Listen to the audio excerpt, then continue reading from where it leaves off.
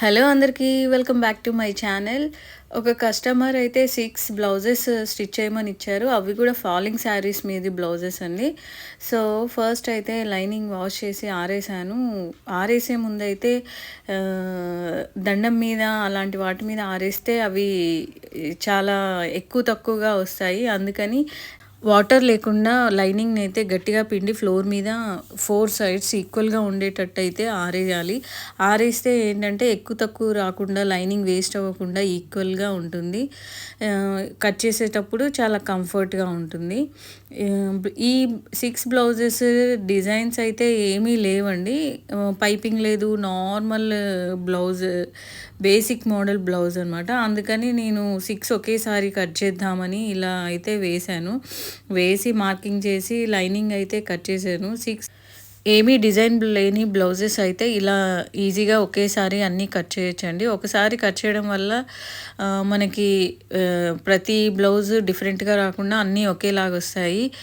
కాకపోతే ఎక్కడైనా చిన్న మిస్టేక్ అయిందనుకోండి, అన్ని బ్లౌజెస్ బిస్కెట్టే.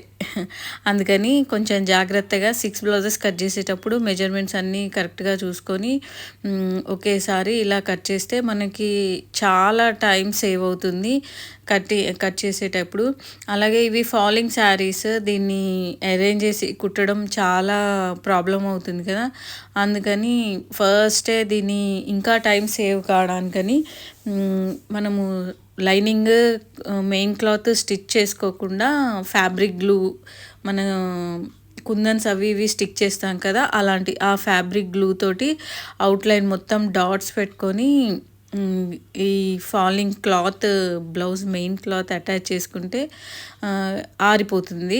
ఆరిపోయాక ఈజీగా స్టిచ్ చేయొచ్చు. అప్పుడు మనం అవుట్లైన్ స్టిచ్ చేయకుండా చాలా తక్కువ టైంలో చాలా ఈజీగా చాలా బ్లౌజెస్ కుట్టొచ్చండి. నార్మల్ బ్లౌజెస్ అయితేనే ఇలాంటి ట్రిక్ ఫాలో అవ్వండి. నేనైతే 6 బ్లౌజెస్ కట్ చేశాను. ఈ 6 బ్లౌజెస్ అయితే 1 డేలో స్టిచ్ చేద్దామని అయితే ప్లాన్ చేశాను.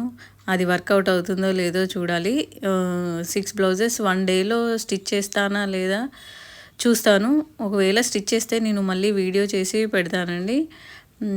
ఇలా అన్నీ ఈక్వల్గా 6 బ్లౌజెస్ లైనింగ్స్ అయితే కట్ చేశాను. అలాగే మళ్ళీ మెయిన్ క్లాత్స్ కూడా అలా 6 కట్ చేద్దాం అనుకునేసరికి అవన్నీ డిఫరెంట్ సైజెస్ ఉన్నాయి బ్లౌజ్ పీసెస్. అందుకని అన్నీ ఒకేలాగా వచ్చేలాగా లేవు అని డిఫరెంట్ వేరువేరుగా కట్ చేసేసాను. దానికి కొంచెం టైమే పట్టింది. ఇంకా ఇలా అన్నీ సెపరేట్గా ఇలా పీసెస్ అన్నీ పెట్టుకొని ఒక్కొక్క బ్లౌజ్కి ఒక్కొక్క పీస్ తీసుకుంటూ కట్ చేసుకుంటూ 6 బ్లౌజెస్ అయితే సెపరేట్ బ్లౌజ్ పీసెస్తో అయితే కట్ చేసి రెడీ చేశాను. యాక్చువల్గా ఇవి కట్ చేసేవరకు లంచ్ టైం అయ్యింది.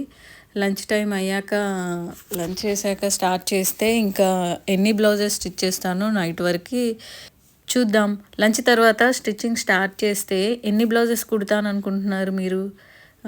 నేను ఎన్ని కుట్టానో తర్వాత షార్ట్లో చెప్తాను. ఈ వీడియో కనుక మీకు నచ్చినట్టయితే ప్లీజ్ లైక్, షేర్,